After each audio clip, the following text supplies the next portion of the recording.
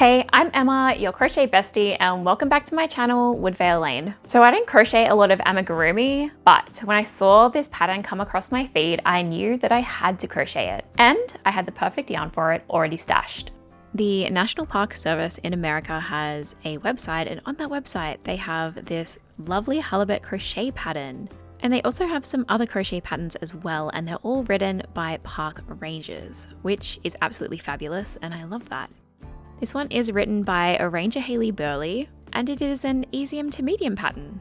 There is written instructions, as well as some diagrams for assembly. I will link to the pattern in the video description. So if you've seen one of my previous yarn busting videos, then you've probably seen me pull out this yarn before.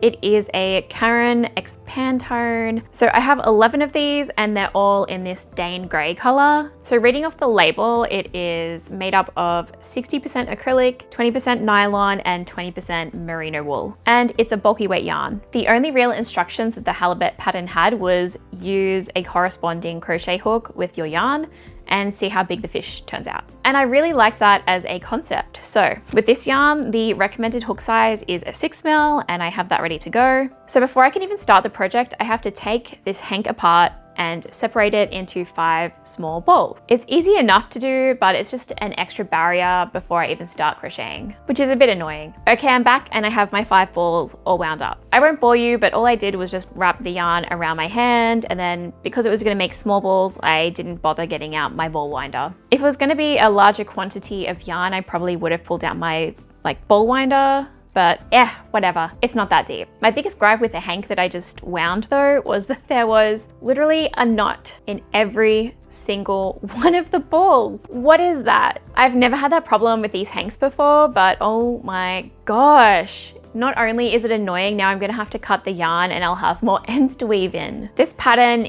looks to be pretty involved, so I don't think you can just sort of sit there and mindlessly crochet. It's more of a, okay, I'm gonna have to think and get through this. I will also give you my tips at the end of the video. Because I only have one color of this, I'm going to be doing the top and bottom of my fish in the same color, although you may want to do it as it recommended with the 2 different colors. Normally a halibut will have a 2-tone body, so the underside is usually white and the top is whatever color that kind of fits in with the bottom of the floor. But yeah, they normally just camouflage in with the bottom of the floor, so that's why they're 2-toned.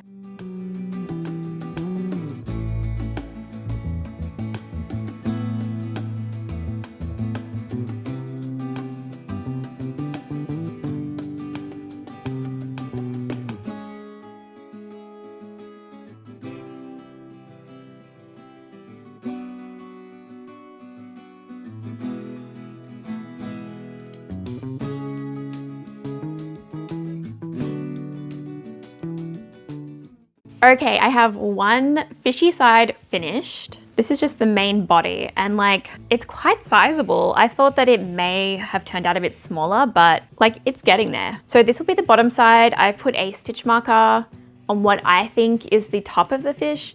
It doesn't actually say in the pattern which is the top and which is the bottom. There is a picture, but I was still not really sure about the top and the bottom. This is my inside. As you can see, I haven't fully woven in the ends yet, but that's okay. This is gonna be the bottom, and I'm gonna start the top now. So I think that it's gonna take me all week to finish this fish. I'll be checking in regularly to show you where I'm up to. So it's the weekend again. I didn't get through that much of my fish, just the head part, and I'm up to the double crochet repeat section, which is great because I'm just mindlessly watching some TV and doing some double crochets. I'm hoping to get the rest of this side done, so it will be like this one, and then I can start on the fins. And then I don't think it's too far until I am stuffing and sewing. So fingers crossed. It's not a very long project. I just think because I don't have that much time to craft, it is what it is. I'm almost finished my double crochets, and then I am going to be doing the decrease into the tail. This pattern also came with a really fun fact, and that is, when halibut are about an inch long, an amazing transformation begins. The left eye moves progressively over the head to join the right eye, so that both eyes are on the same side. Virtually all halibut are right-eyed, meaning that their eyes are on the upper, dark side of their body. Rarely, about 1 in 20,000 halibut are left-eyed, meaning their eyes and dark pigment are on the left side of their body. Okay, besties, don't be alarmed. I'm wearing grey today instead of my usual black, but listen, I have a fish update for you. So it's Monday and I have proudly finished 2 sides of this fish. I can't even begin to tell you how happy I am. I think where I left off in my last update was I was about to do the decreases for the fish. So I did the decreases and then I did the tail section, which was pretty easy, I'm not gonna lie. Then I decided I was going to do the top fin and the bottom fin. So I didn't really have any problems with the fins. I thought that I was. I marked out with stitch markers the row that I was going to start them on. And honestly, it's not that hard to see because this is quite a thick yarn. But anyway, I just wanted to be sure. And I also marked on the second side of the fish exactly where I wanted those top and bottom fins to start as well. And you know what? It wasn't that hard. The pattern did say to start the top and bottom fin from the same row and then work across. And that's pretty much exactly what I did. I didn't think when I was working it that I was going to have enough stitches to work into for what the pattern said I needed to do acrossways. Honestly, I shouldn't have doubted it though, because it worked out totally fine. And now I have this kind of goofy half of a fish. One of the stitches that I did have a problem with though was the quadruple treble here in the top. I just don't think it looked that good. And I don't know if I'm gonna be able to add stuffing to the fin part because it's just gonna come out of like this hole here. I'm up to sewing the fish together and then stuffing it, or really sewing and stuffing at the same time. So what I'm thinking that I might do instead is sew the main body part together and then sew the fin together at the end, just because I don't want any stuffing to escape out of this hole, if that makes any sense. Although I don't think it would be too hard to sew it all together and then sort of exclude that part from being stuffed. I don't know. I don't do that many amigurumi, so let me know in the comments, what would you do? Have you dealt with patterns before that have these big gaps in them? Are they a problem? Maybe I'll get to the end of this and it won't. Who knows? Yeah, same with like this bottom part of the fin. It kind of sits a little bit funny just because of the quadruple treble stitches. Hopefully I'm saying that right, quadruple treble. They're a little bit odd. I'm just gonna keep going and trust the process. I also added my little eyes here. I think they're kind of crazy, but I do love them. Despite my best efforts of sewing in and cutting all of the ends, they kind of have started to pop out a little bit, but I'm hoping that it won't continue. I left like quite a long tail on each of the ends and then I just wove them all the way through the project, but they're still kind of just popping out a little bit. I'm happy that I didn't end up using this yarn for a cardigan because I think it would have been a little bit of a disaster. Like, could you imagine you finish a whole cardigan and then the yarn is so like slippery and soft, it just pops out like this? Like, I don't know. Anyway, I'm going to go sew and stuff my fish and I'll be back when I've finished that process. This is my halibut and it is all finished. This is its top fin. I think it's kind of cute, and the bottom ones as well. And I think overall it turned out pretty cute. I could have put a little bit more stuffing in it, but it's still flat. It's a flat fish, so I don't think it really needed that much stuffing anyway. So my halibut is all done. I'm so excited to be finished with this project. It wasn't that bad of a project once I got into it.